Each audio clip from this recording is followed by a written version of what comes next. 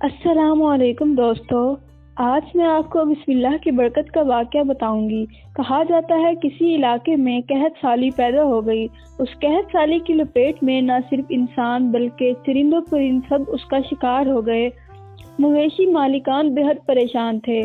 اس دوران ایک مسجد کے مولوی نے جمعہ کے خطبے میں نہایت یقین کے ساتھ یہ بات بتائی کہ اللہ کا نام لے کر یعنی بسم اللہ پڑھ کر دریا کو حکم دیا جائے تو وہ بھی نافرمانی نہیں کرتا۔ خطبہ سننے والوں میں ایک چڑھاوا بھی موجود تھا۔ مولوی کی یہ بات اس کے دل میں اتر گئی اور اس بات پر اس کا کامل یقین ہو گیا۔ اس نے واپس آ کر اپنی بکریاں کھولی اور سیدھا دریا پر چلا گیا۔ اونچی آواز سے بسم اللہ الرحمن الرحیم پڑھا اور دریا کو کہا وہ اپنی بکریاں چروانے کے لیے دوسرے پار جانا چاہتا تھا اور اسے کہا مجھے اپنے اوپر سے گزرنے دے۔ یہ کہہ کر اس نے اپنی بکریوں کو لیا اور دریا پر چلتا ہوا دریا پار کر گیا۔ دریا کی دوسری طرف کا علاقہ گھاس سے بھرا پڑا تھا۔ درختوں کے پتے بھی سلامت تھے کیونکہ کسی کو یہاں تک آنے کی رسائی نہیں تھی۔ اس نے خوب اچھی طرح اپنی بکریوں کو سیر کروایا اور واپس لوٹ آیا۔ پھر یہ اس کا معمول بن گیا۔ وہ بکریاں پار چھوڑ کر واپس آ جاتا اور شام کو جا کر بکریاں واپس لے آتا۔ اس کی بکریوں کا وزن دگنا چگنا ہو گیا۔ لوگ چونک گئے اور اس سے پوچھا کہ وہ بکریوں کو کیا کھلاتا ہے۔ وہ سیدھا سادہ اور صاف دل نوجوان تھا۔ اس نے صاف صاف بات بتا دی کہ جناب میں تو بسم اللہ الرحمن الرحیم پڑھ کر دریا پر چل کر اپنی بکریاں دوسری طرف چروانے لے جاتا ہوں۔ یہ بات سب نے سنی مگر کسی نے اس چرواہے کی بات پر یقین نہیں کیا کیونکہ یہ ناقابل یقین بات تھی۔ مگر بات ہوتے ہوتے مولوی صاحب کے پاس پہنچ گئی۔ مولوی صاحب نے اس چرواہے کو بلایا اور سارا ماجرا پوچھا۔ اس چرواہے نے مولوی صاحب کو یہ حوالہ بنا لیا کہ مولوی صاحب میں تو آپ کو شکریہ ادا کرنے والا تھا۔ آپ نے جمعے کے خطبے میں جو نسخہ بتایا تھا کہ بسم اللہ کہہ کر دریا کو بھی حکم دو تو وہ بھی انکار نہیں کرتا، تو میں تو بس آپ کے نسخے پر عمل کر رہا تھا۔ مولوی صاحب حیرت سے اس کے چہرے کو دیکھتے رہے۔ مولوی صاحب نے کہا بھائی صاحب ایسی باتیں تو ہم ہر جمعہ میں کرتے ہیں، فقط ان کا مقصد لوگوں کا ایمان بنانا ہوتا ہے۔ مگر بکریوں والا ڈٹا رہا کہ میں تو بسم اللہ کہہ کر پانی پر چلتا ہوں اور بکریوں سمیت پانی پار چلا جاتا ہوں۔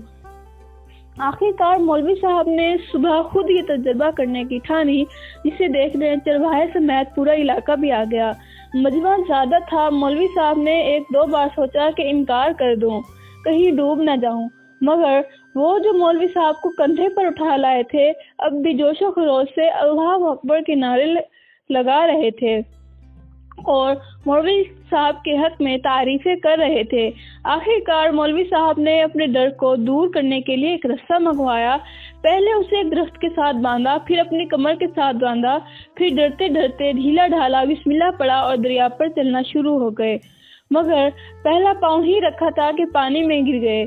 مولوی صاحب ڈبکیاں کھانے لگے اور پانی کے بہاؤ میں بہنا شروع ہو گئے۔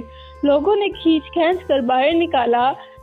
مولوی صاحب کی اس حرکت نے چرواہے کو پریشان کر دیا کہ مولوی صاحب کی بسم اللہ کو یہ کیا ہو گیا ہے، کیونکہ اس کا یہ روز کا معمول تھا۔